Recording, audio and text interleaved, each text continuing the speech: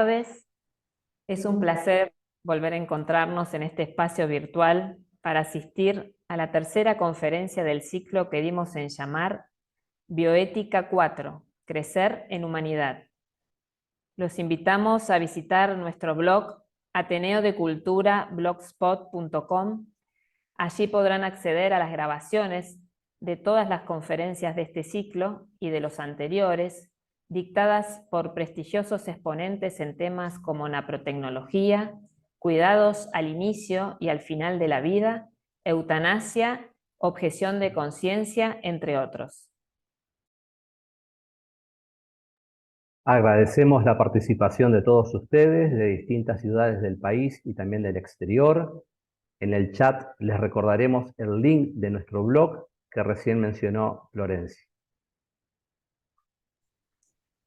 La duración aproximada de esta disertación será entre 45 y 50 minutos. Luego abrimos un espacio para responder las preguntas que vayamos recibiendo a través del icono de preguntas y respuestas ubicado en la parte inferior de la pantalla de Zoom. Antes de presentar a la disertante y al moderador de hoy, vamos a agradecer en primer lugar a los auspiciantes que hacen posible esta jornada. Capitel Constructora de la ciudad de Santa Fe, García Hermanos Agroindustrial con su marca Tregar, Brufau Sanitarios, Integrar Sociedad de Inversiones, Castelar Hotel Chateau. A todos y a cada uno de los mencionados, muchas gracias. Nos acompaña en esta oportunidad como moderador el doctor Sebastián del Paso, quien es médico especialista recertificado en clínica médica, especialista en hipertensión arterial, docente en la Facultad de Ciencias Médicas de la Universidad Nacional del Litoral y decano de la Facultad de Ciencias de la Salud de la Universidad Católica de Santa Fe. Bueno, buenas tardes a todos. Muchas gracias a los organizadores por la invitación. Entonces, ahora sí damos comienzo a la conferencia del día de hoy, titulada Análisis bioético de las nuevas tecnologías al inicio de la vida humana. Para ello, me ha tocado el honor de presentar a quien nos acompaña desde la ciudad de Buenos Aires, la doctora Graciela Moya. La doctora Moya es médica, especialista en genética médica, es máster en biología molecular médica, máster en bioética, doctora en medicina e investigación clínica, fue becaria del Centro de Ética Clínica de la Universidad de Georgetown y es profesora ordinaria en la Universidad Católica Argentina. Le damos la bienvenida, doctora Moya, tiene usted la palabra. Bueno, buenas noches, muchísimas gracias por la invitación, la verdad es un gusto estar acá. Yo comparto un poco mi pantalla, voy a hacer una presentación tratando de que sea lo menos aburrida posible. Hay muchísimos temas, la verdad es hoy uno de los temas más complejos, sobre todo relacionados con lo que es la investigación biomédica, y hay muchísimas áreas de debate, muchísimas áreas de cuestionamiento y de debate. Así que bueno, muchas gracias al Ateneo de Cultura por darle un lugar a este tipo de discusiones. Entonces, bueno, yo voy a hacer esta presentación relacionada con este análisis bioético, o sea, qué es lo que consideramos qué actos pueden ser considerados como buenos o como malos en las tecnologías que se aplican al inicio de la vida humana. Entonces, primero voy a definir un poquito qué es el inicio de la vida humana, o sea, que hay distintas maneras de verlo, qué tecnologías se vienen aplicando, y a medida que vamos hablando de las tecnologías, vamos a ir hablando un poquitito del análisis ético, para ir, bueno, prestando un poquito de cuestionamiento, ¿no?, de qué es lo que pasa. Cuando hablamos del comienzo de la vida humana, hay como una enorme discusión, porque es como que hay muchas áreas distintas de las ciencias y también de las ciencias biológicas y de las ciencias sociales, que quieren de alguna manera como apoderarse de esta definición, ¿no? Y desde el punto de vista biológico es claro cuándo comienza la vida humana, ahora lo vamos a explicar un poquito más, pero sin duda todavía hay muchísimas cosas que no sabemos, entonces nos genera desde lo biológico muchísima curiosidad de saber cómo es exactamente los procesos, las moléculas, cómo se activan, cómo se desactivan, para de dos células que son de organismos completamente diferentes se fusionen y formen un organismo.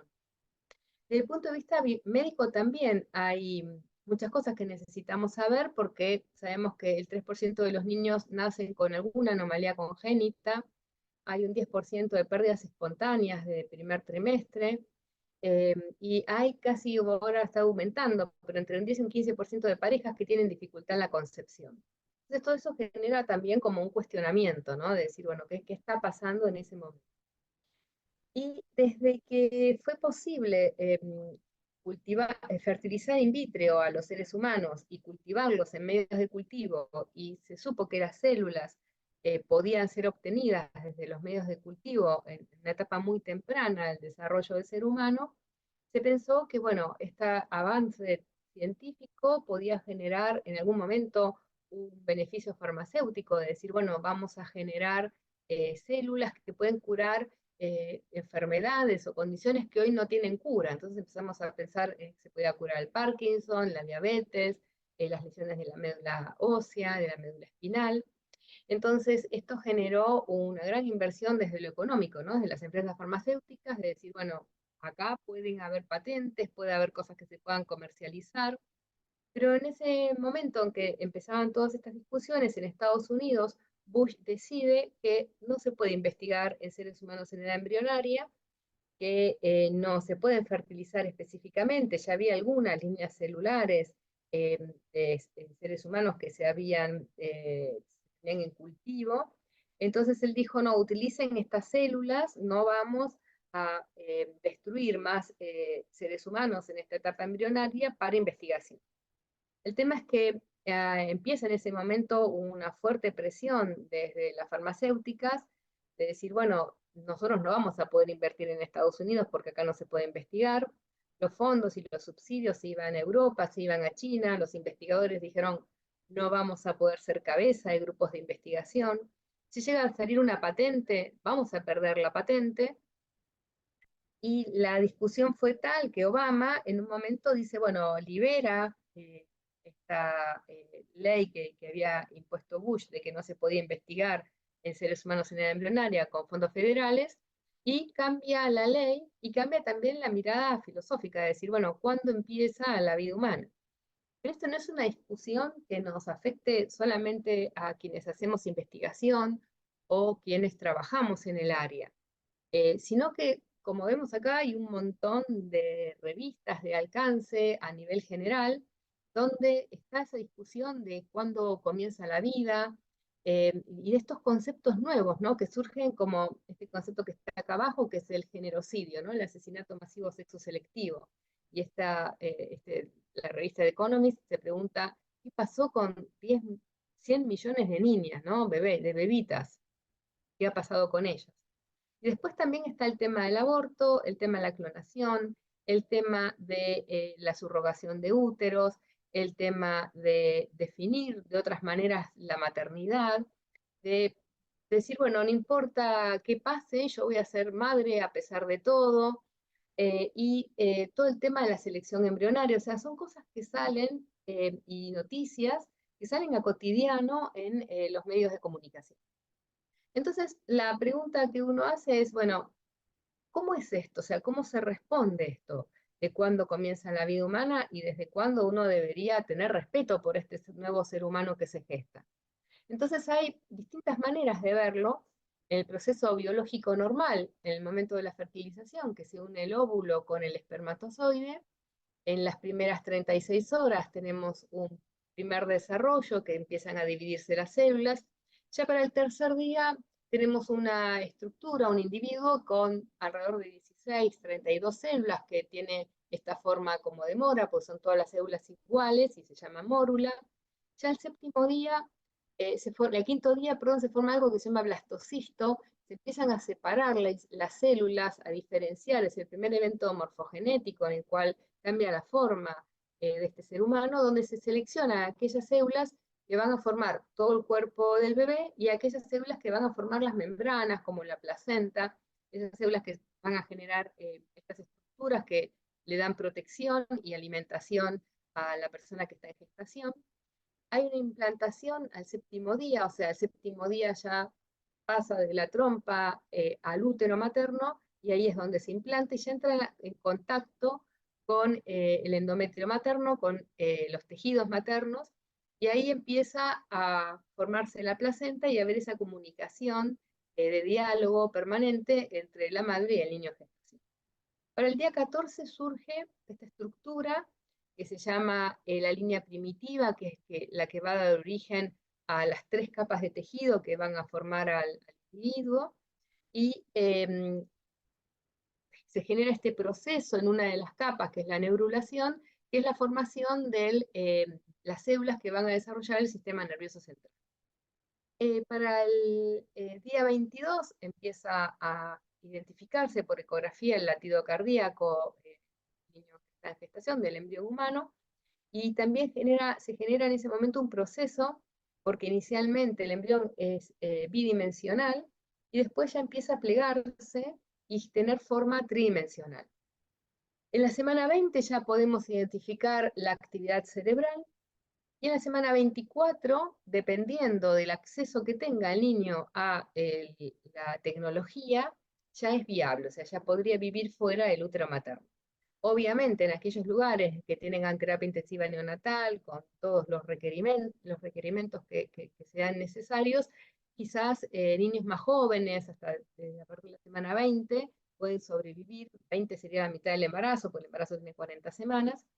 Y bueno, luego en los últimos 3 meses de embarazo, los órganos van madurando, el niño va aumentando de tamaño hasta el momento del nacimiento. Entonces, se ve como un continuo, ¿no? Desde la biología, no hay un proceso que aparte uno pueda detener o se detenga naturalmente para continuar en tiempo después. ¿Y qué nos enseñan en la facultad? Bueno, no hay ningún libro de embriología humana que no diga esto, ¿no? Que no diga que en el momento de la fecundación se genera un nuevo ser humano, y a partir de ahí comienza un desarrollo que es una vida nueva, es orgánica, independiente, incipiente, está autorregulada, tiene un desarrollo que está organizado, es gradual, tiene un orden jerárquico, el orden es coordinado. Para formar la mano, primero hay que formar el hombro, el brazo, el codo, el antebrazo, la muñeca, la palma y después los dedos de la mano, o sea, tiene todo un orden de desarrollo. Pero bueno, no hay ningún libro que diga que esto no es así, que el momento de la fecundación no comienza la vida, ni ningún artículo, ni ninguna investigación que pueda decir que la vida de un nuevo ser humano en aquellos individuos de reproducción sexual no comienza en el mismo momento de la fecundación.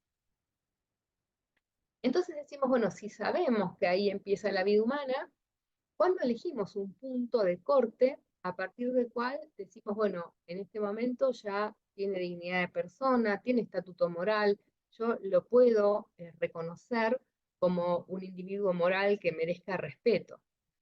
Y esta respuesta ya no la da la biología, porque la biología va a explicar procesos biológicos, sino que esta respuesta se va a dar desde la filosofía, desde las ciencias filosóficas. Entonces, y acá hay distintas miradas.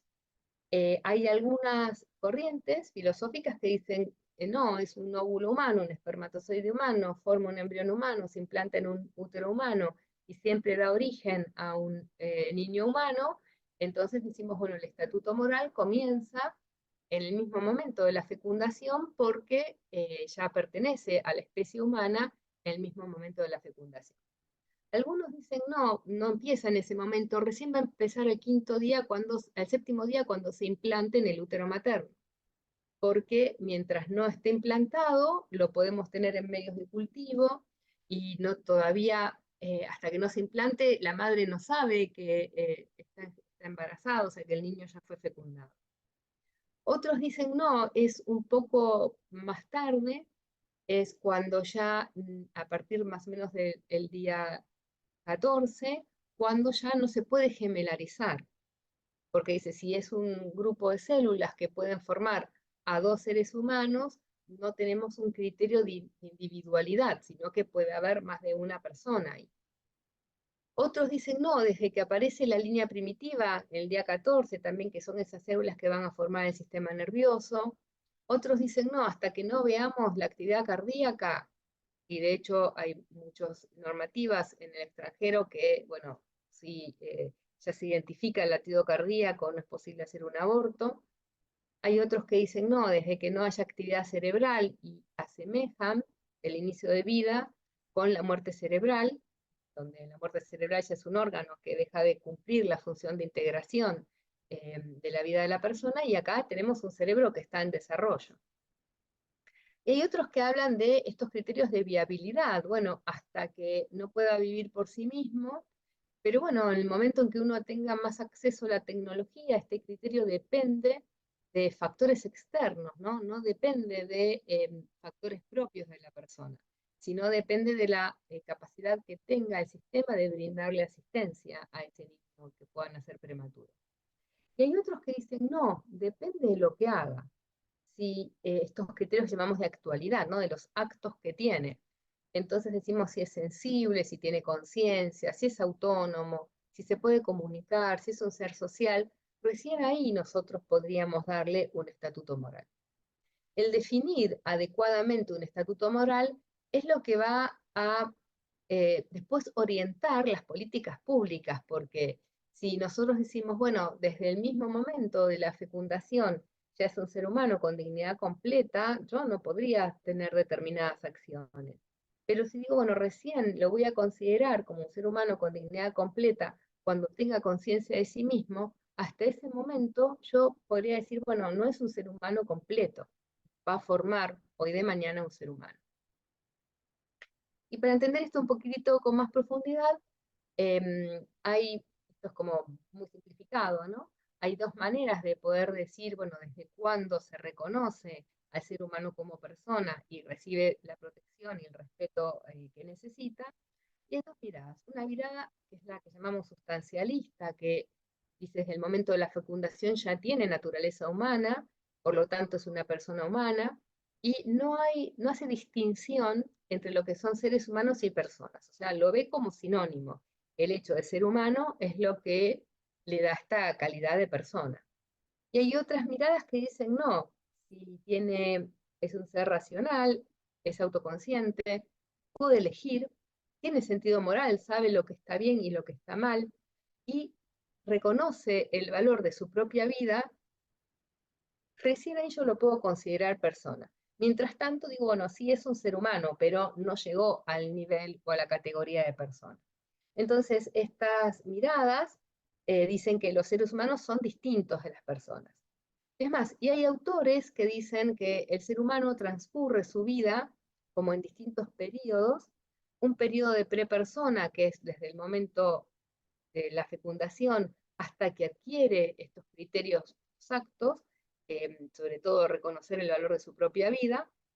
Cuando hace eso ya se transforma en persona y ahí uno lo tiene que respetar moralmente, pero si ese ser humano pierde estas capacidades, ya sea porque está en estado vegetativo persistente, porque tiene una demencia, porque es un anciano, porque tiene un daño cognitivo, entonces ya se transformaría en una ex persona. O sea, perdería esta protección moral que tendrían las personas.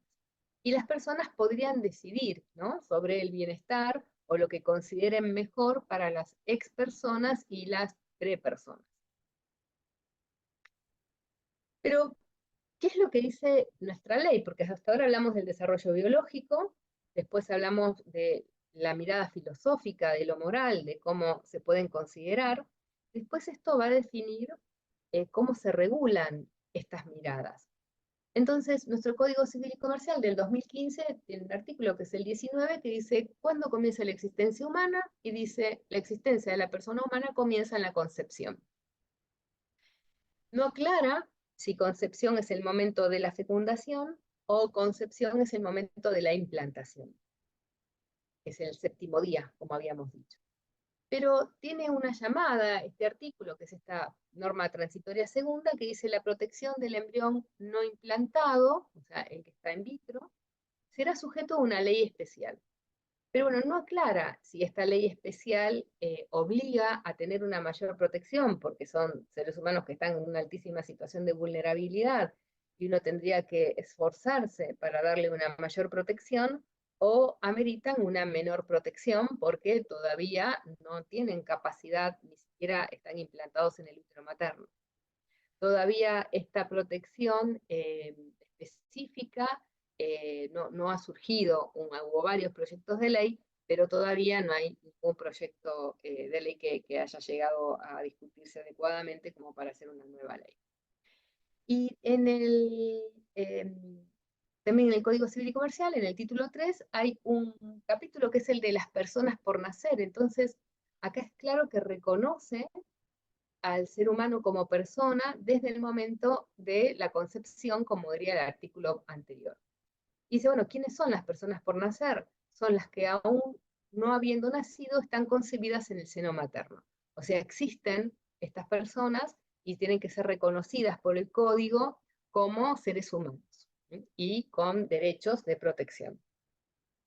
Entonces esto es más o menos como una introducción, ¿no? O sea, tenemos tres maneras de analizar el inicio de la vida humana, desde lo biológico, que no tiene duda, desde lo moral, que es donde hay distintas cosmovisiones, distintas perspectivas, y es lo que pasa acá en la Argentina, al menos con el código, que lo reconoce como persona jurídica desde el momento de la concepción. Ahora, ¿cómo se aplica esto en las prácticas diarias? ¿Qué es lo que vemos nosotros que se está aplicando? Entonces, por un lado tenemos lo que llamamos una práctica que está muy conocida, que es el diagnóstico prenatal, que es la posibilidad de detectar cualquier defecto en el feto, en el niño en gestación, para poder tomar los recaudos adecuados de información para una de las opciones es el adecuado cuidado de la salud de este niño que se está gestando. ¿Qué tipos de estudios tenemos? Bueno, los conocerán quizás, hay muchos tipos de estudios, hay estudios que son de probabilidades, que se hacen por sangre y por ecografía, que nos dicen si la chance de que el bebito tenga problemas es más baja o más alta que la esperada en esa familia. Cuando acá nos dice que el riesgo puede ser alto, se recomienda confirmarlo con otros estudios, que son los estudios diagnósticos. Ahí estos estudios ya son invasivos, o sea, se toma una muestra del líquido que rodea al bebé, o se toma una muestra de la placenta del bebé y ahí se analiza la información genética. Y tenemos unas herramientas que se han desarrollado considerablemente en los últimos años, que son las ecografías, diagnósticos por imagen.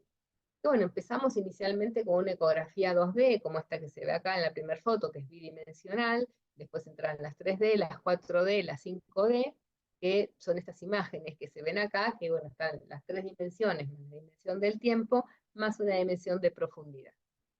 Y también nos da muchísima información este tipo de estudios, como también la ecografía del corazoncito del bebé, porque las cardiopatías congénitas son, dentro de todos, las más frecuentes, y uno diagnosticarlas tempranamente mejora mucho el pronóstico del niño una vez que nazca, y las ecografías Doppler que nos dicen, bueno, cómo llega la sangre a la placenta y si hay que tomar algún tipo de recaudo especial de cuidado de la mamá durante la gestación. Esto es, bueno, lo que decíamos al principio como lo biológico. Ahora, ¿cómo se entiende esto desde lo moral? Y acá va a depender nuevamente en estas dos miradas, ¿no? Si nos miramos diciendo, ya es una persona desde el mismo momento de la concepción, entonces consideramos que cualquier acción médica que se decida tiene que tener como finalidad el mejor interés del niño, o sea, la protección del niño, porque ya lo reconocemos como una persona por nacer. Entonces este método va a estar subordinado al ser humano y al bienestar del ser humano, o sea, todo lo que se haga debe ser realizado para protección de esas personas. Pero hay otras miradas que dicen, no, si todavía no lo podemos considerar una persona, es una prepersona. Entonces, las únicas personas que hay es la madre, es el padre. El niño en gestación todavía no es una persona, nos dirían otras miradas. Y los padres tienen el derecho de ampliar sus elecciones reproductivas. Y esas elecciones reproductivas son privadas. Entonces, ellos pueden decidir qué quieren hacer con ese niño en gestación.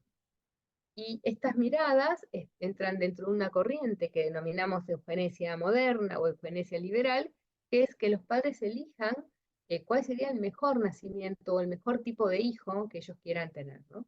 Y esto preserva algo que desde la bioética se llama el pluralismo moral, en el cual, bueno, todas las opiniones se ponderan de la misma manera y cada uno puede decidir con base en su perspectiva qué es lo que considera que está bien o que está mal, y también depende de las circunstancias que viva en ese momento.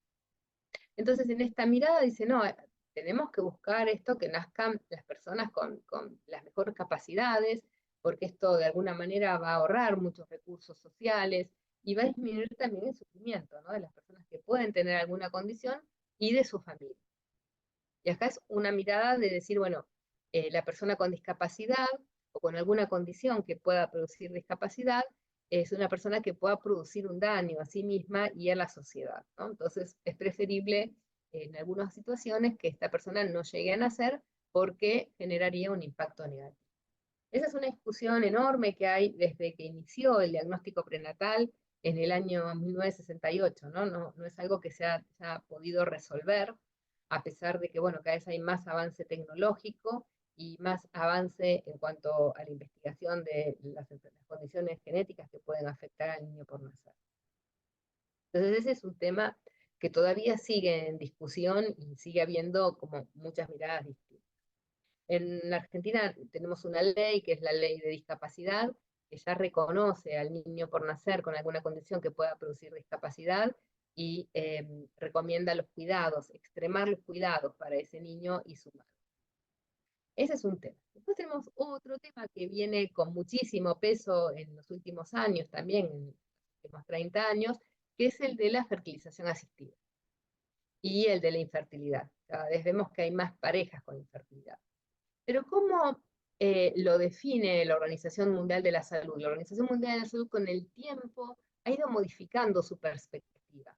Entonces hay un primer documento que tiene en el año 2001 que reconoce la infertilidad como una falla para concebir después de un año de mantener relaciones sexuales sin protección. Y en ese momento, en el 2001, ¿cómo lo define? Dice, bueno, la infertilidad no es una enfermedad. De hecho, en muchos casos la infertilidad no evidencia digamos, no se evidencia que se pueda encontrar ningún tipo de infertilidad. Por sí, no afecta ni pone en riesgo la vida física ni de la persona, ni la salud física de la persona. Pero claro, que puede generar una carga física y psicológica a las parejas infértiles que desean tener hijos, y también una importante carga económica, porque no pueden hacer frente de los gastos que implican los tratamientos de fertilidad. Ese es un documento que presenta en el 2001. Pero después va cambiando su perspectiva. Entonces, ¿cómo define en ese documento la infertilidad? Como decíamos, la dificultad en la concepción, una enfermedad del sistema reproductivo. Esto empieza a definirlo un poco más tarde, para el 2010. Ya no es que no es una enfermedad, ahora sí es una enfermedad, cuando no se puede lograr la gestación después de un año de actividad sexual. Y como es una enfermedad, entonces dice que hay derecho a que sea tratada.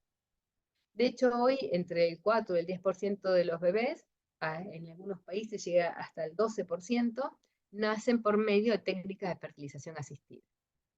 Pero bueno, la Organización Mundial de la Salud sigue profundizando en este concepto, y en el 2012 levanta un documento nuevo donde dice que sí, la infertilidad es una enfermedad del sistema reproductivo, o sea, no la sigue definiendo ya como una enfermedad, pero dice que genera discapacidad. Y dice que el acceso a los tratamientos debería caer dentro de la Convención de los Derechos de las Personas con Discapacidad. Y dice que en este documento, que es la quinta causa global de discapacidad.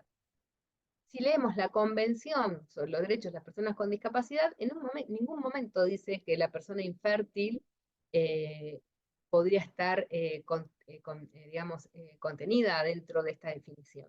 Sí, lo único que nombra es que las personas con discapacidad deben mantener su fertilidad en igual de condiciones con las demás, pero no que no poder tener hijos de forma natural genera una discapacidad. Pero en el Informe Mundial de Discapacidad, si uno lo analiza, también es de la Organización Mundial de la Salud, no aparece la palabra infertilidad u otras relacionadas en el informe, pero solo hay una tabla en la que dice que la infertilidad por aborto inseguro y sepsis materna puede producir discapacidad, y lo ve fundamentalmente en las personas, obviamente, ¿no?, en edad fértil, sobre todo en los países de ingresos medios o limitados. Entonces, con esta nueva perspectiva, la Organización Mundial de la Salud, al considerar la dificultad en la concepción como una discapacidad, genera un movimiento en el cual desde el Estado había una obligación de tratar esta infertilidad. Entonces ya la cambia de categoría, ya al ubicarla como discapacidad, el Estado debe garantizar el tratamiento y debe garantizar que la persona llegue al acceso de los tratamientos y a la reproducción o la procreación que está buscando. Y esto salta también en otros diarios donde dice, bueno, ahora de acuerdo a la Organización Mundial de la Salud, ser soltero es una discapacidad, porque bueno, hay muchas personas que hacen tratamiento de fertilización asistida con gametas donadas de un tercero, porque no tienen pareja. Entonces, los diarios ponen, bueno, la falla en encontrar una pareja sexual ahora es una discapacidad, o los hombres solos pueden empezar a buscar una familia bajo esta nueva definición de la infertilidad. Bueno, hubo un movimiento en crítica a este documento. Pero esto, bueno, sigue avanzando, ¿no? Entonces, no solo es buscar un hijo, sino que el hijo tenga determinadas características. No solo el hijo que venga, sino que, bueno, no tenga ciertas características o tenga otras, ¿no? Y de ahí surge esta pregunta que se hacen algunos autores que dice si existe un deber o tenemos una obligación moral de tener un hijo sano. Y algunos dicen que sí, que tenemos esa obligación moral de tener un hijo sano. Por un lado, generan como principios nuevos, ¿no? El principio de la autonomía reproductiva, que es el interés moral o legal que pueden tener las personas de asumir o rechazar el nacimiento de un cierto número de niños o de un niño específico. Y otro principio que es la beneficencia procreativa, ¿no? Que es el de seleccionar el mejor hijo posible, ¿no? El derecho que uno tiene a seleccionar el hijo con las características que considera que sean mejor para su hijo. Acá nuevamente seguimos con dos miradas, con dos paradigmas. Uno en el que decimos, bueno, la fertilización asistida se centra en los deseos de la mujer, la pareja y el investigador. Entonces yo tengo la capacidad de fecundar muchos embriones, tengo la posibilidad de seleccionarlos, congelarlos, descartarlos, y acá esto se puede hacer porque se niega la condición humana del embrión en las fases tempranas del desarrollo y se interpreta que va a ser una persona en el futuro, pero que hoy no lo es.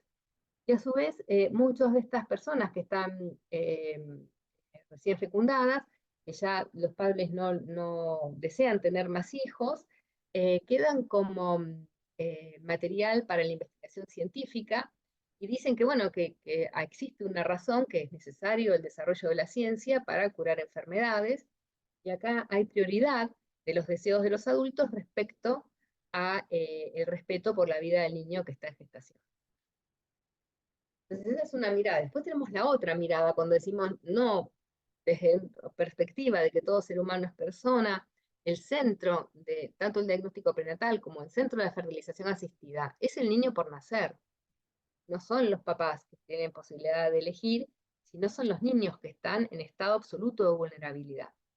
Y esto se argumenta porque uno dice, bueno, la vida comienza en el momento mismo de la fecundación o la concepción, es un ser humano ya individualizado, real, lo único que tiene en potencia es la posibilidad de desarrollo, que va a depender de los adultos, de darle esa posibilidad de que desarrolle su vida, y en esta mirada decimos, bueno, la obligación de defender la vida es fundamental y prioritaria respecto a cualquier otro valor.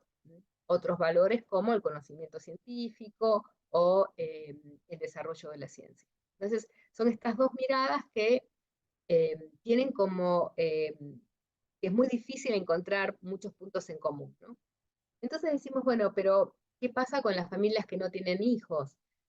Bueno, decimos que cuando se analiza en bioética, nosotros analizamos fines y medios, tratamos de hacer una distinción de lo que es el fin de lo que es el medio. Nadie va a decir que la finalidad de que una familia tenga un hijo sea mala. El tema es el medio por el cual llegamos a esa finalidad.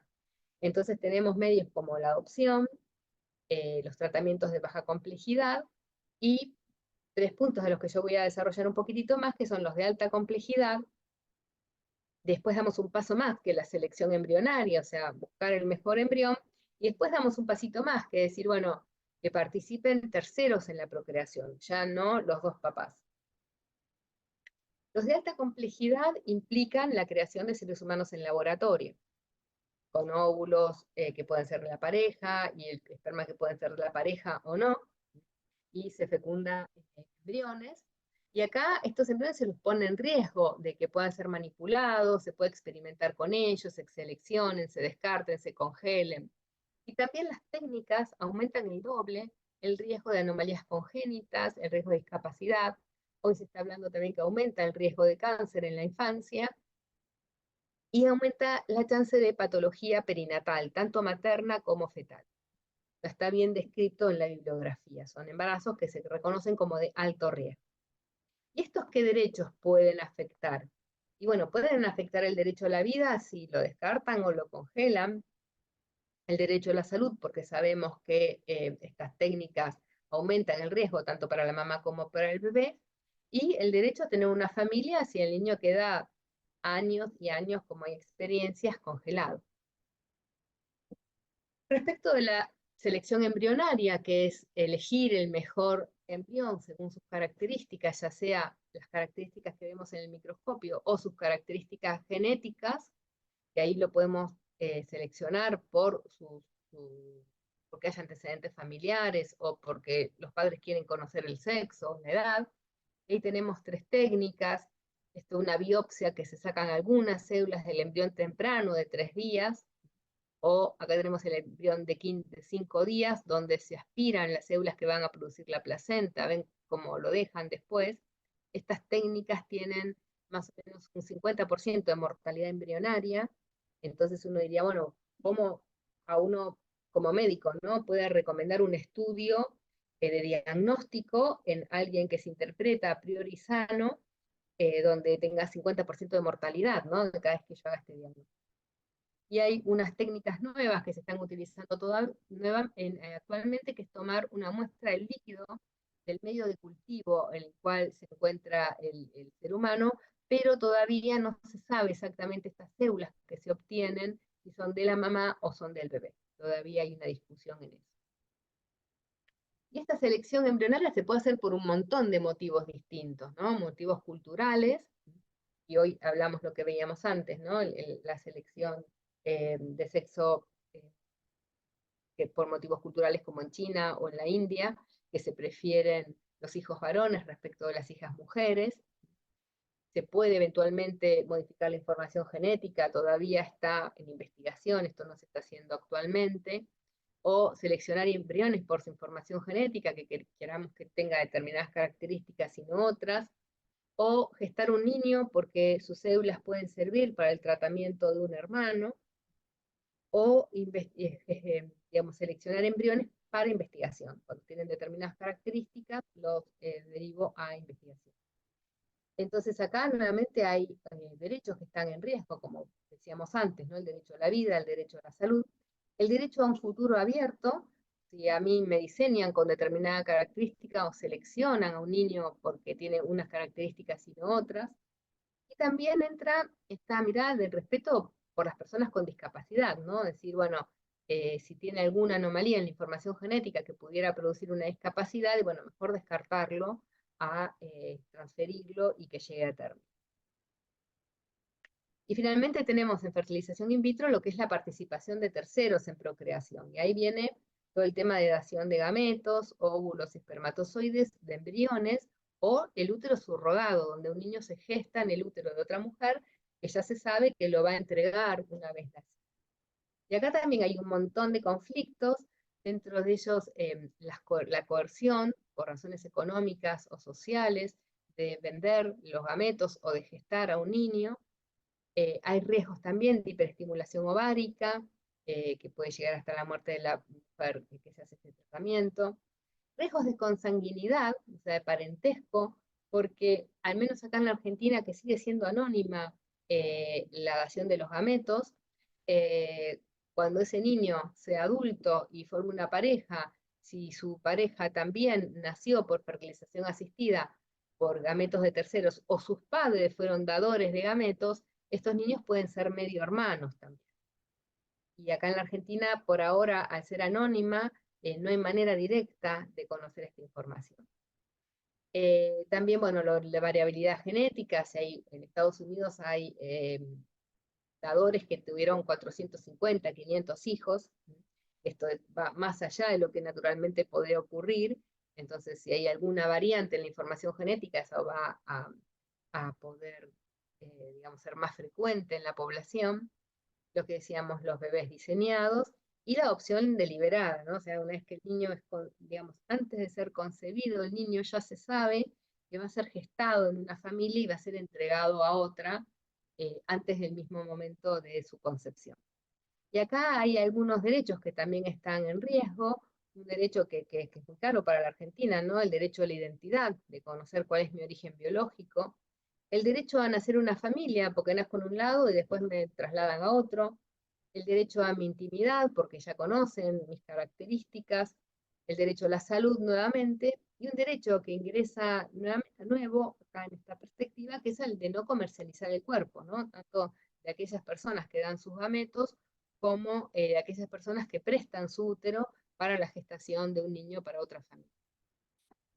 Y acá seguimos, ¿no? Con esta doble mirada, este doble paradigma, que es distinto entre lo que es el ser, entre lo que se define como la persona y lo que hace la persona, ¿no? Entonces, el primer paradigma que viene con esta mirada que decíamos antes sustancialista, decimos que, bueno, el ser humano recién fecundado o en gestación, en etapa temprana, en etapa de desarrollo embrionario, es un ser humano real, lo que tiene en potencia es la posibilidad de desarrollarse, es un fin en sí mismo, es un ser humano en etapa embrionaria, es un hijo esperado, es fruto de una familia, pero cuando intervienen todas estas técnicas se corre el riesgo de tener otras miradas en las cuales la persona se define solo por la función, porque lo que veníamos antes, si es racional, si tiene conciencia de sí mismo, es un ser humano en potencia, no lo va a hacer hasta que no sea más grande, se puede interpretar también como un material para la vida, es un embrión que puede desarrollarse en un ser humano, hoy no lo es un hijo con determinadas características y puede surgir como producto de la tecnología.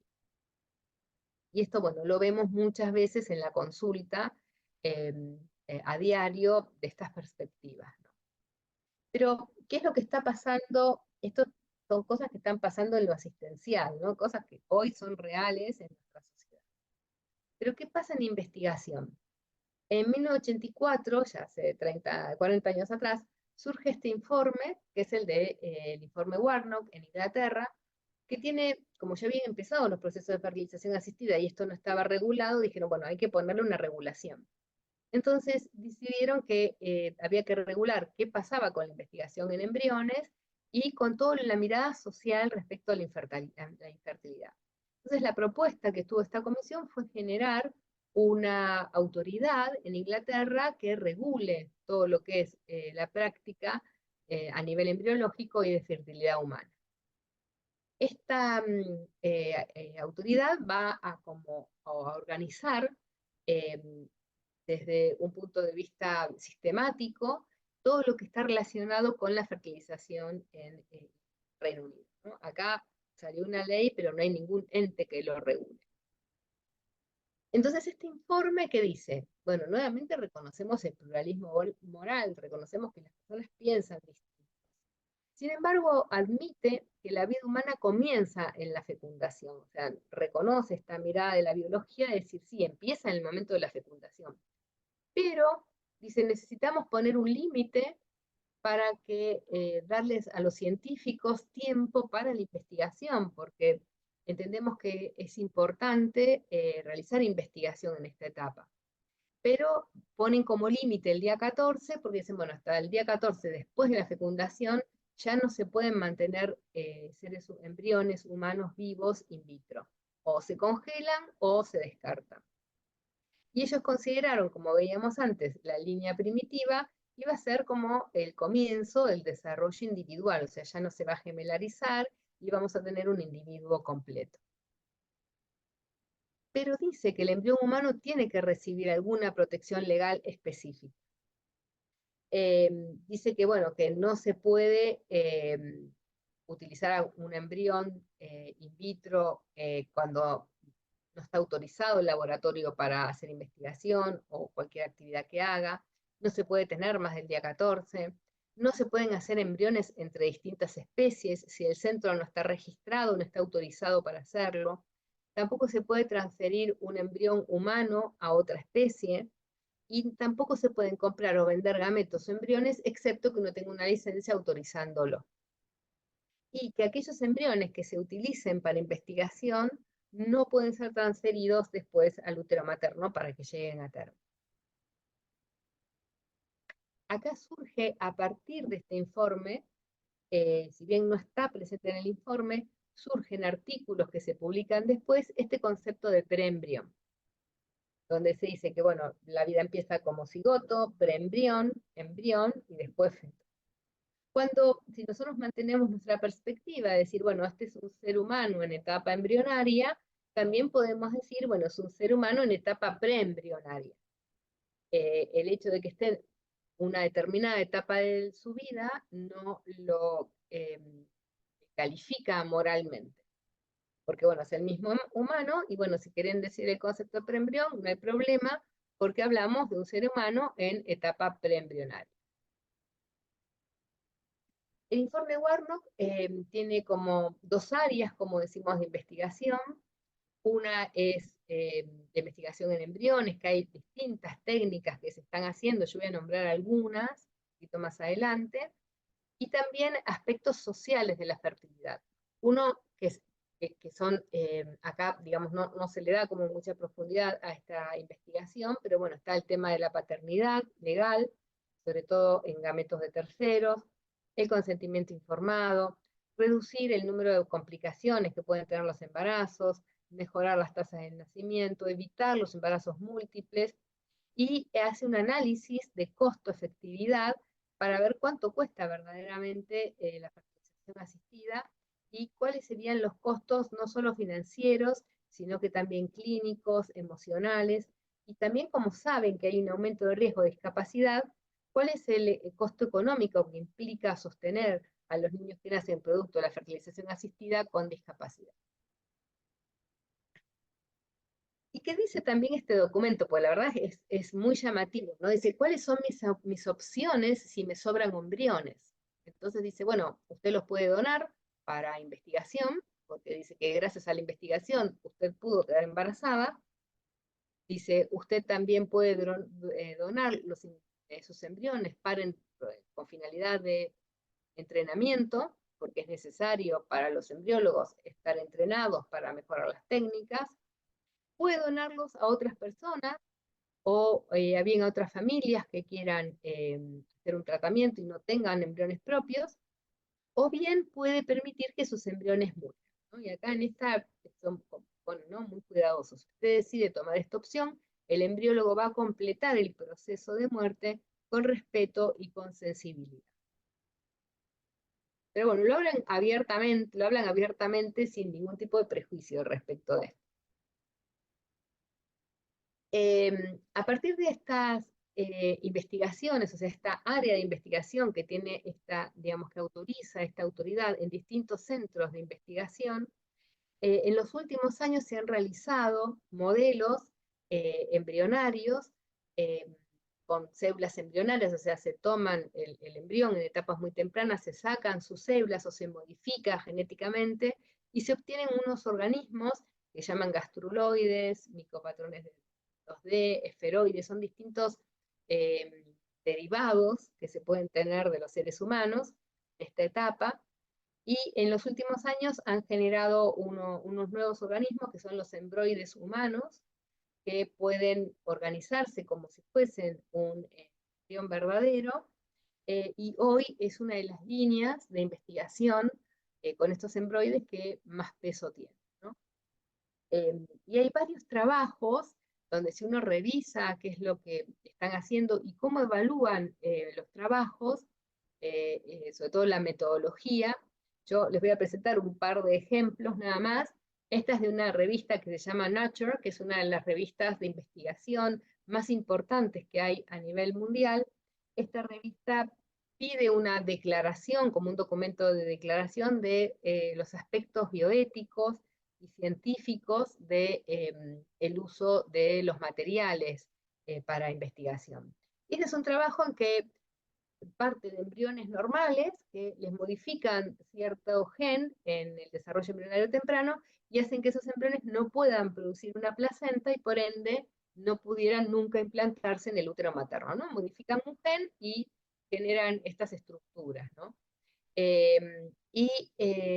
Cuando explican cómo se manejan y cuáles son los participantes, ¿no? Pone acá el diseño de la investigación y después pone los participantes de investigación, tanto animales como humanos. Entonces, cuando describe, porque también se hacen ratones, ¿no? Cuando describe la investigación en animales, pone que hay una licencia específica, qué tipo de ratones utilizaron, con qué características, qué tiempo tenían. Pero cuando habla de los seres humanos, en edad embrionaria que utiliza para investigación, dice estudios en participantes humanos, dice no aplica, porque nosotros usamos embriones donados de tratamiento de fertilización asistida. Entonces no son ni animales ni son humanos, son como tejido, un material de descarte, ¿no? Así lo interpretan en este trabajo. Y después estos son trabajos últimos de estos modelos de embriones postimplantatorios, los llama así. Esta es una investigadora, Magdalena Cernica-Goetz, que es una de las que más está publicando y más trabaja en esta área, que cuando uno ve los métodos, los materiales que usa, dice, bueno, los pacientes hicieron fertilización asistida en estas clínicas y se les dio la opción de almacenar, disponer o donar de los embriones para investigación o para entrenamiento.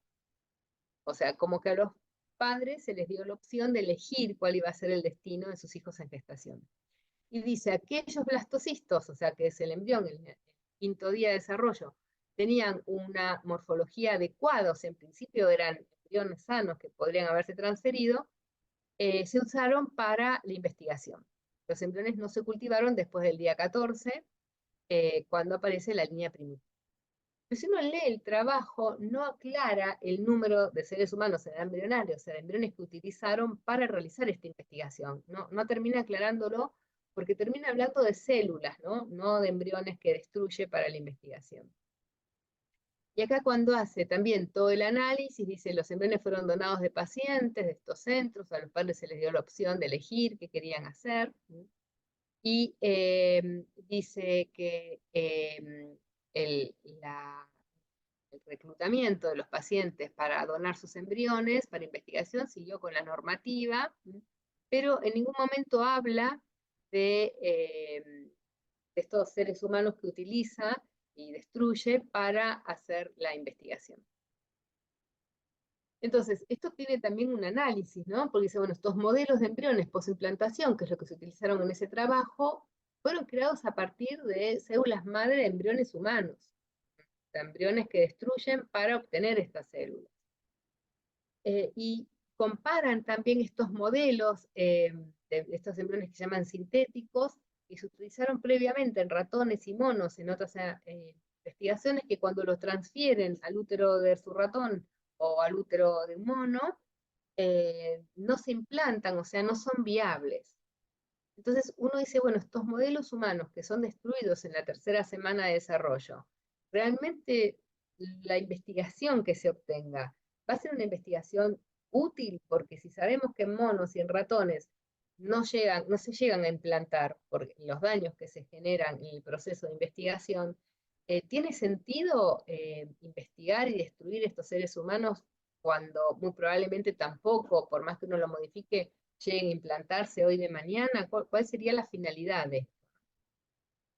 Y después empieza, y esto lo voy a pasar un poquito rápido, todas las nuevas cosas que se están haciendo. Una es lo que llamamos la gametogénesis in vitro, que es formar óvulos o espermatozoides en laboratorio con fines de investigación o fines de reproducción en personas que están solas, en parejas homosexuales o también en parejas heterosexuales. Y acá hay varios trabajos que por ahora vienen haciendo solamente ratones, o sea, todavía no han escalado a seres humanos, en los cuales lo que se hace es, se toman muestras de piel, de tejido del ratón, y se modifican, y de la piel se pueden obtener óvulos o espermatozoides. Entonces, esto implicaría una nueva manera de reproducirse, o sea, ya no necesito que la mujer esté en edad fértil, ya puedo aún de tejido de un varón obtener óvulos, no necesariamente son los óvulos de la mujer, de mujeres en edad fértil, sino que ya de cualquier tejido yo podría tener óvulos o espermatozoides, o aún desde un tejido de piel de mujer, yo puedo tener un espermatozoide. Entonces esto va a requerir un profundo debate, tanto ético como legal como social, porque se va a cambiar la forma en la que hoy entendemos la procreación humana. Estos ensayos se han hecho en ratones, y en ratones se han obtenido gametos masculinos y femeninos de ratones macho, y se han fecundado y han tenido a partir de estos gametos que se hacen de piel de ratón, han obtenido descendencia de ratón, ¿no? Esto, yo repito, no se está haciendo todavía en seres humanos. Pero ¿qué finalidad tendría hacer estos en seres humanos y qué riesgo habría, ¿no? Entonces, una idea es tener hijos genéticamente relacionados cuando hay infertilidad, o sea, yo puedo, si no produzco espermatozoides, o mi pareja no produce, puedo obtener espermatozoides de sus tejidos de piel. También en personas trans o en parejas igualitarias, se evita también el riesgo de salud de la hiperestimulación ovárica. Se pueden utilizar ciertas células específicas con determinada carga genética para disminuir los riesgos en la descendencia, generar muchos embriones para investigación, porque ya no hay que esperar que sean los sobrantes, y aparte los pueden generar con mi propio genoma. Formas alternativas de reproducción del mismo sexo, múltiple con uno mismo, y reproducción en las etapas premenstruales o posmenopáusicas, y como decíamos también en parejas igualitarias, ¿no? O sea, si yo ya estoy en menopausia y ya no puedo producir más óvulos, bueno, me toman una muestra de piel y ahí me hacen mis óvulos. Ahora, ¿qué dilemas hay, ¿no?, que surgen de esto? La cantidad de embriones que se pueden generar en forma incontable para obtener células germinales, uso de tejido humano para derivar gametas sin consentimiento, ¿no? Supongamos que a mí me hacen una biopsia de piel por cualquier motivo y de ahí me derivan gametas sin que yo dé la autorización para hacerlo. Otra cosa que están haciendo es de los embriones sobrantes in vitro, que ya los papás no lo quieren, de esos embriones derivar gametos, óvulos o espermatozoides, entonces se generarían gametos, pero y se podrían fecundar esos gametos y llegar a ser a término esos niños, y son niños que no tendrían padres vivos ni adultos o legalmente reconocidos, porque sus gametos surgen de un embrión que estaba descartado, que va a ser o que fue destruido para la obtención de los gametos. O sea, esos embriones, esos niños tendrían abuelos, pero no tendrían padres. Y no se conocen cuáles serían los riesgos emocionales de las personas nacidas por estas técnicas, porque esto todavía no ha ocurrido, y también cómo se distribuyen, ¿no?, los recursos en salud, si vale la pena poner dinero en hacer estas cosas. Después, bueno, hay otras áreas nuevas, que esto de las quimeras humano y animales. Acá es combinar la información genética de distintas especies, y tiene una finalidad que es la de generar órganos para trasplante.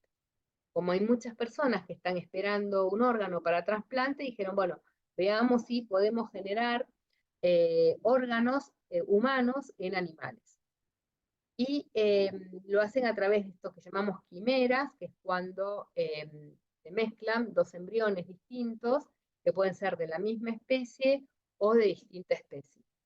Y lo que se está haciendo hoy en investigación y también en animales, no se hace aún en seres humanos, que es, los primeros trabajos es, bueno, yo tengo una ovejita con sus riñones y a esa oveja, cuando está en etapa embrionaria, le inhibo los genes que van a producir sus riñones y le agrego, cuando está en el desarrollo embrionario, células de otra oveja para que produzca riñones con la información genética de la otra oveja, no de ella, ¿no?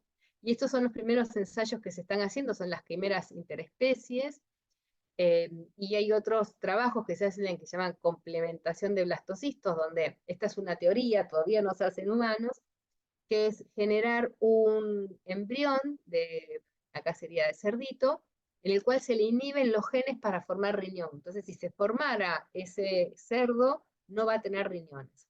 Entonces, lo que hago es, en una etapa temprana del desarrollo, le coloco células humanas o de otra especie en el lugar donde se formarían los riñones. Y como las células humanas sí tienen los genes para desarrollar los riñones, formarían un riñón de ser humano.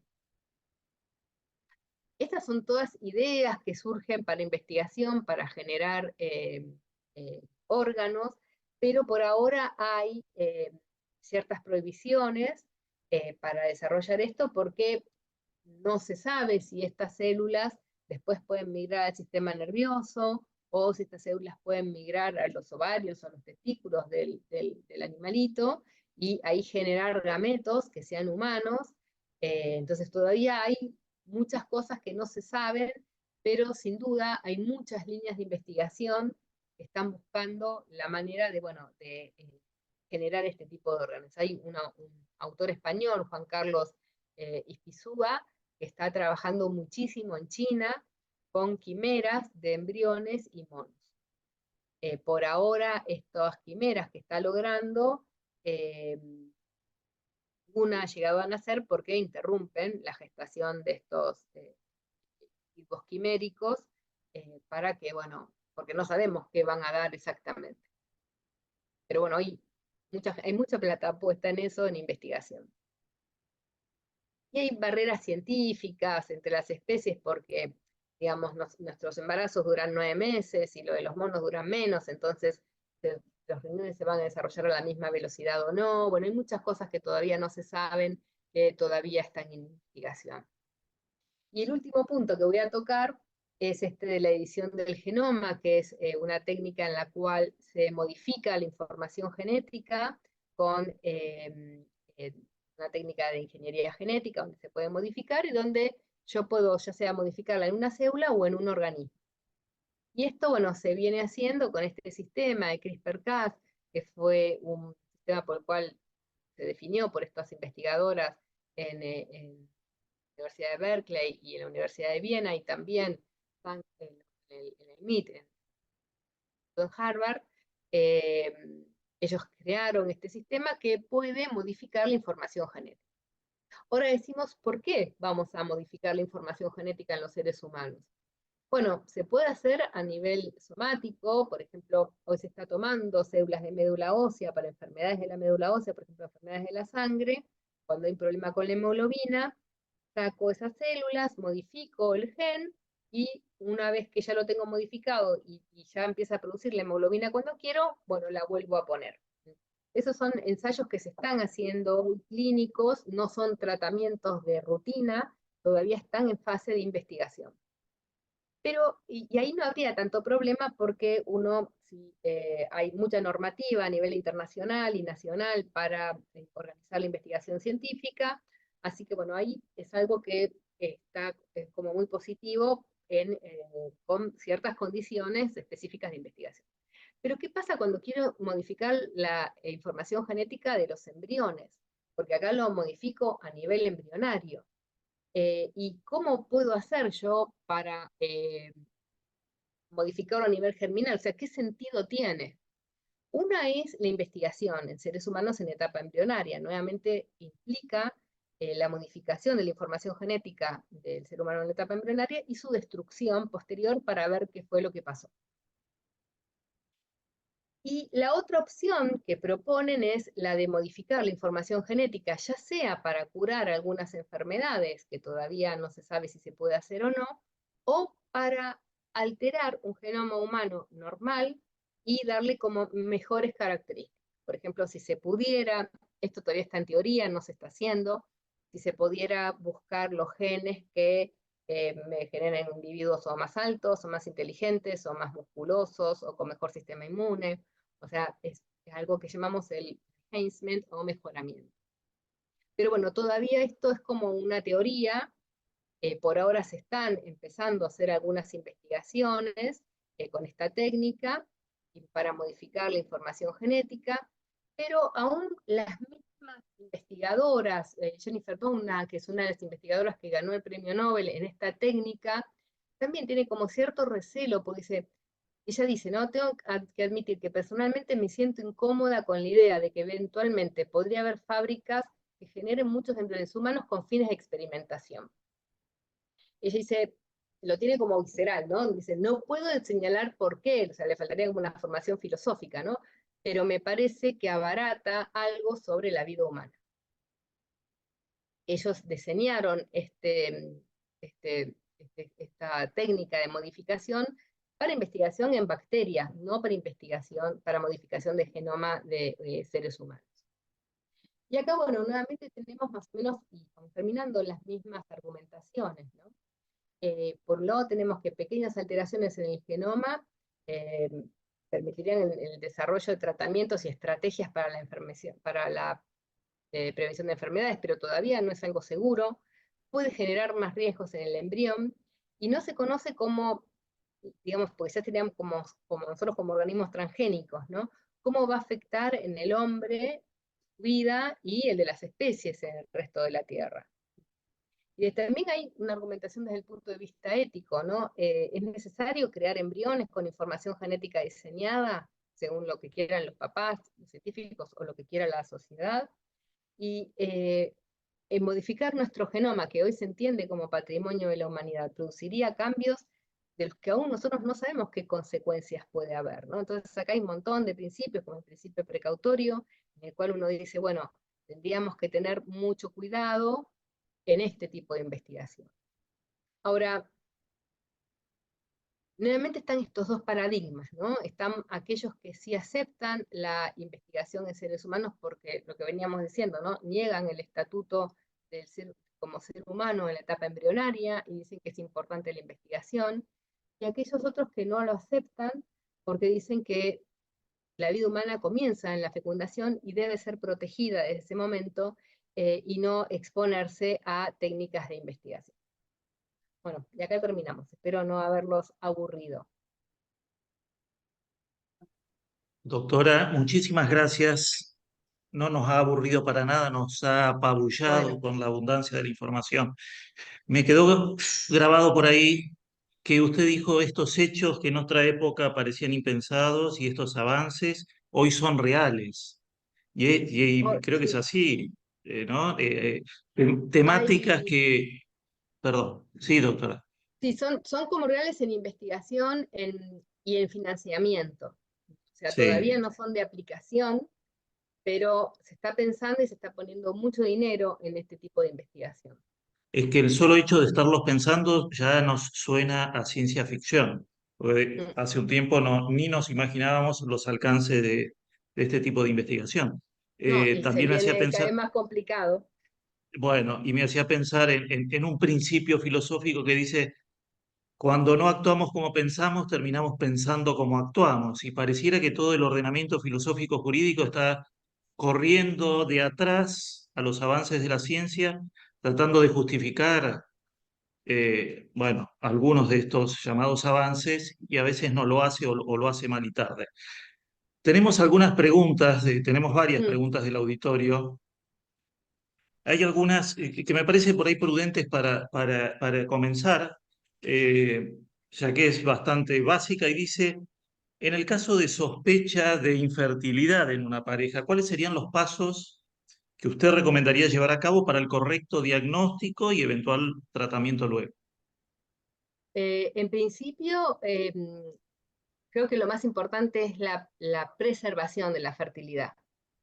Entonces, que uno tiene que generar conciencia ya desde las edades infantiles, ¿no? Desde la adolescencia, la preservación de la fertilidad.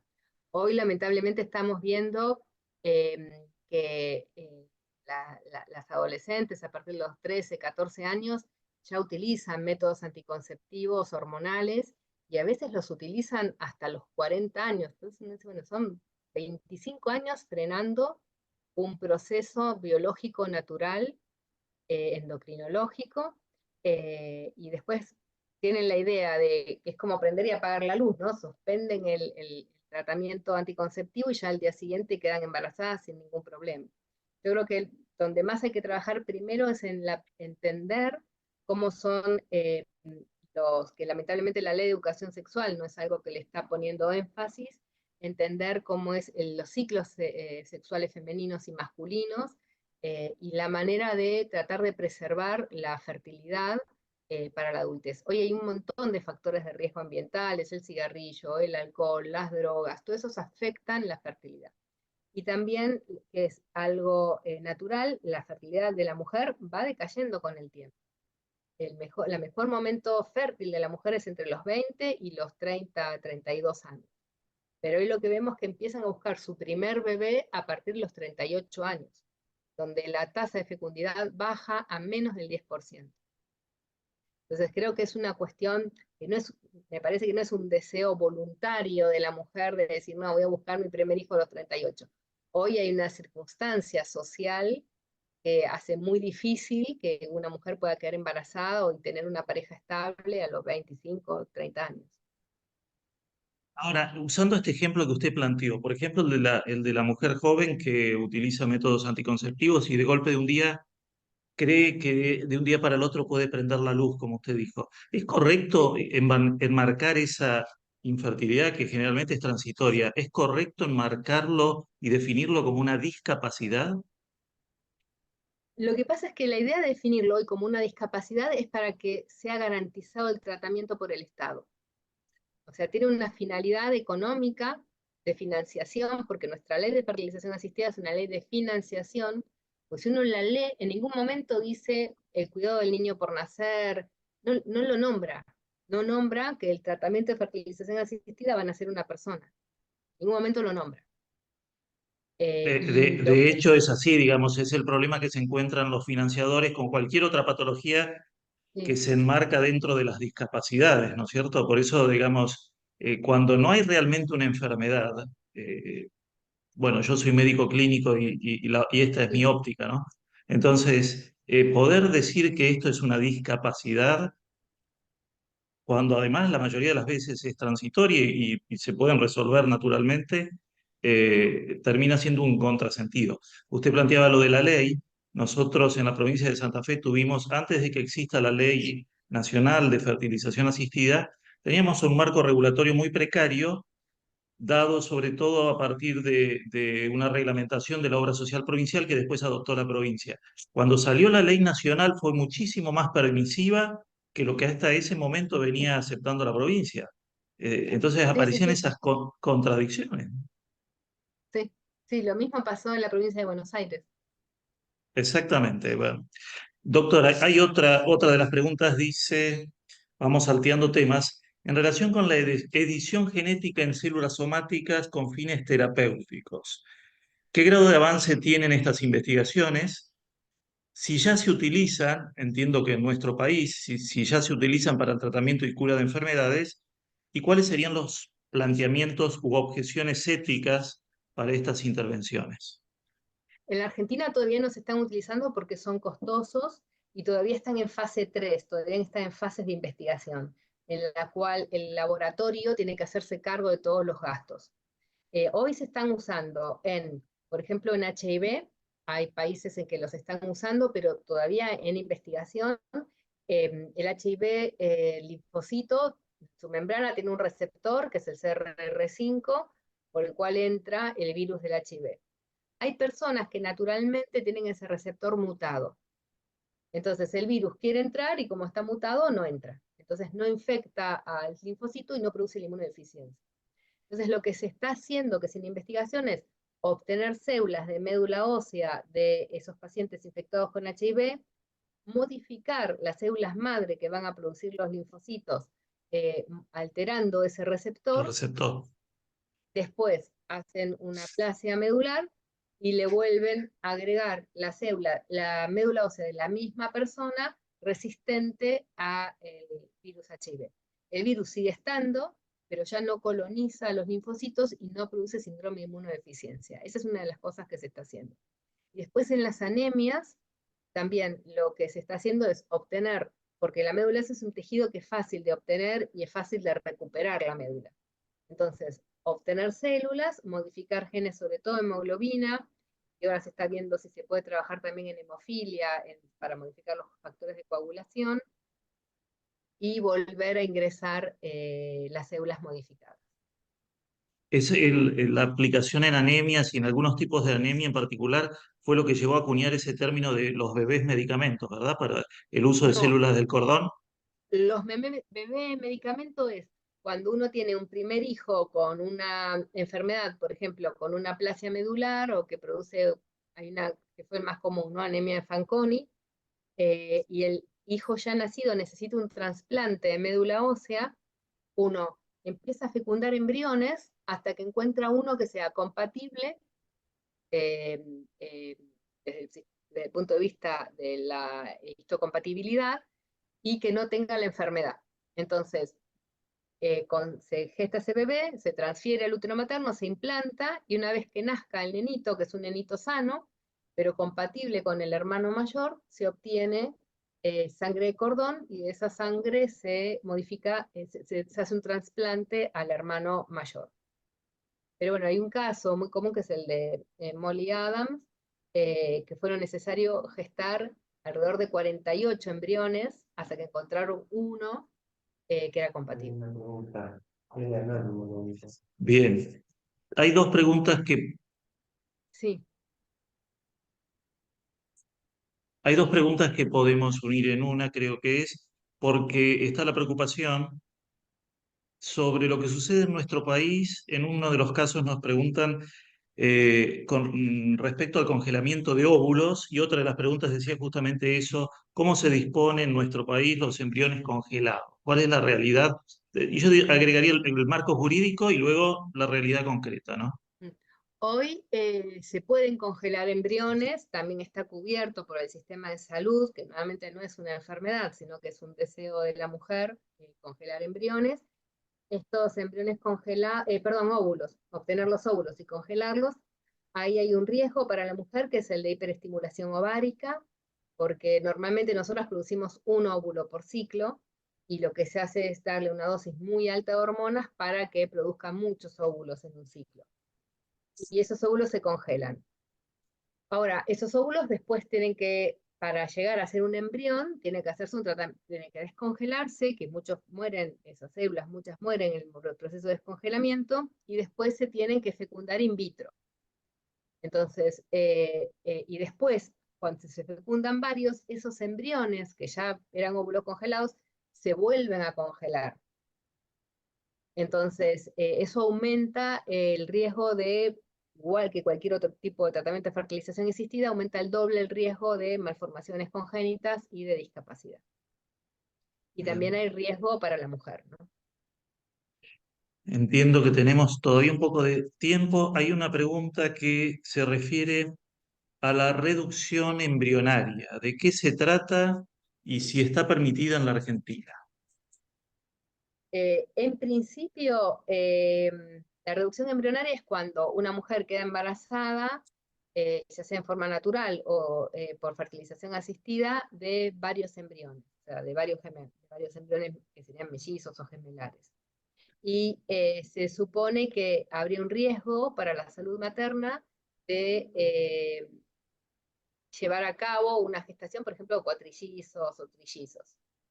Ese sería un escenario. Hay otro escenario en el cual también se hace reducción embrionaria, que implica la muerte de algunos de esos embriones que están, de esos fetos que están en gestación, en el cual se hace, por ejemplo, un diagnóstico prenatal, y hay uno de los bebés que tiene síndrome de Down, por ejemplo, y el otro no, y la madre no quiere tener a ese con síndrome de Down. La ley de aborto, de derecho al aborto, o la ILE ni la IBE, nombran específicamente esta situación. Pero sabemos que en la Argentina se está haciendo,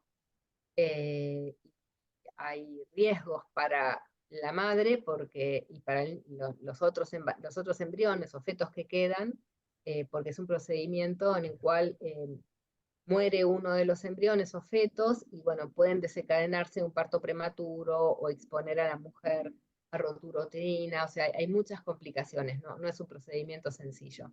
Hoy se trata de evitar la fertilización in vitro transfiriendo un único embrión. Bien. Muy bien. Creo que hemos agotado casi todas las preguntas del público. Hay una más acá. Se refiere, bueno, justo usted mencionó algo de los bebés medicamentos y dice si hay alternativas médicas a los bebés medicamentos, por ejemplo, los bancos o su opinión sobre los bancos de células del cordón. Sí, hay opciones. En realidad lo más barato y lo más práctico es que todos nos anotemos en el registro de dadores de médula ósea y seamos dadores voluntarios de médula ósea. De la misma manera que hay mucha gente que es dadora voluntaria de sangre, si todos nos anotamos en ese registro, hay ciertas características muy específicas, como que no haya enfermedades autoinmunes. Bueno, no todos pueden anotarse en los registros de donantes de médula. El guardar células madre de cordón a nivel público en el Garrahan, por ejemplo, que es el único banco que tiene en la Argentina, se dice que si todos los niños que nacieran en la ciudad de Buenos Aires pudiera guardarse su muestra de cordón en el banco público, sería suficiente para todas las personas del país que necesiten un trasplante de médula ósea. Guardarla hoy en la Argentina en un banco privado no da ninguna garantía. Primero porque se utilizan de 20.000 muestras que se guardan, se podría utilizar una sola. Lo que se guarda en los bancos privados sirven para reemplazar la médula ósea de una persona de hasta 35 kilos, o sea, no sirve para un adulto. Y si el niño tiene alguna enfermedad, por ejemplo una leucemia, en los primeros años de vida, sus propias células guardadas de cordón no sirven porque se supone que el clon leucémico ya estaba desde antes de nacer. Entonces esas células no sirven. Y las células que se guardan en bancos privados no cumplen con la normativa internacional del guardado de células de sangre de cordón. El único banco que hoy cumple con la normativa internacional es el del Garra. Bien, Y la Comisión de Ciencia y Técnica, en su página, reconoce que guardarlas en banco privado no es ninguna garantía ni ningún seguro biológico, como se presenta en los centros que lo guardan a nivel privado. Hay una pregunta más que dice, tengo embriones congelados y ya no me los quiero transferir, ¿qué hago? Ahí es una respuesta, no es un cuestionamiento médico, sino que es un cuestionamiento filosófico. Va a quedar en su conciencia lo que haga con esos embriones. Bien, ¿y qué opciones le presenta hoy la regulación jurídica del país? ¿Qué puede hacer? Hoy no hay ninguna normativa específica porque todavía el Código Civil no estableció cuál es la protección de los embriones congelados. Entonces, Bien. hoy no hay normativa. Y los jueces, bueno, cada uno interpreta la ley a su manera, algunos dicen que tienen que seguir congelados hasta que decida la persona transferírselos, porque la voluntad de la paternidad estuvo desde el momento en que se autorizó fecundar tantos embriones, y hay otros que dicen que, bueno, no son seres humanos, que son células y se pueden descartar. Pero bueno, ya quedaría en la conciencia de cada uno. El problema es que a las familias que hacen los tratamientos de fertilización asistida no se les explica cuáles son las consecuencias de fecundar muchos embriones. Entonces, yo creo que si se les explicara claramente cuáles serían las consecuencias, no elegirían fecundar muchos embriones. De acuerdo.